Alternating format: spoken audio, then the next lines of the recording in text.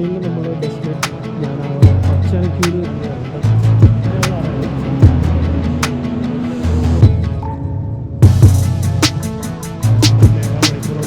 കേരളെത്തി KL terminal 2 bus എടുക്കാൻ പോകുന്നത്. താഴെ ബസ്സുണ്ടെന്നാണ്. അപ്പം ബസ്സിൻ്റെ അടുത്തേക്കാണ് പോകുന്നത്. നോക്കിയിട്ട് വരണം.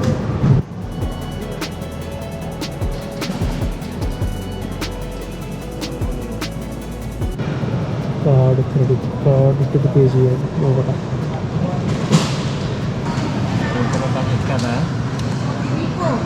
മെഷീൻ വർക്കായിട്ടില്ല. ആക്ച്വലി ടിക്കറ്റ് കിട്ടി. ഞാൻ കാർഡ് വെച്ച് തന്നെ പേ ചെയ്തു. നേരത്തെ സ്വൈപ്പ് ചെയ്തിട്ടാണ് നോക്കിയത്.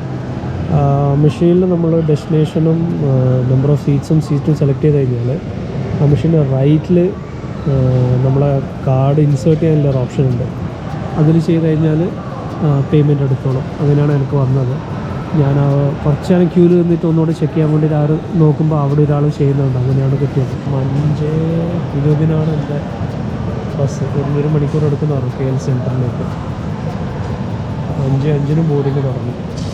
KL സെൻറ്ററിൽ നിന്ന് എൻ്റെ ഫ്രണ്ട് വരും. അപ്പോൾ ഫ്രണ്ട് കൂടെ ഇതാണ് പ്ലാൻ. ഇതാണ് A6. എൻ്റെ ബസ് ഇവിടെ വരുന്നതാണ് കണ്ടത്. ഇവിടെയാണ് വരേണ്ടത്. നോക്കാം. കുറേ ബസ്സുണ്ട്. ഇതും KL സെൻറ്ററിൽ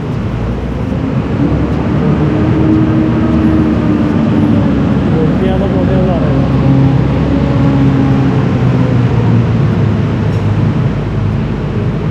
വേറെ ബസ് സ്കൈ ബസ് വന്ന വെക്കുന്നത്. ബസ്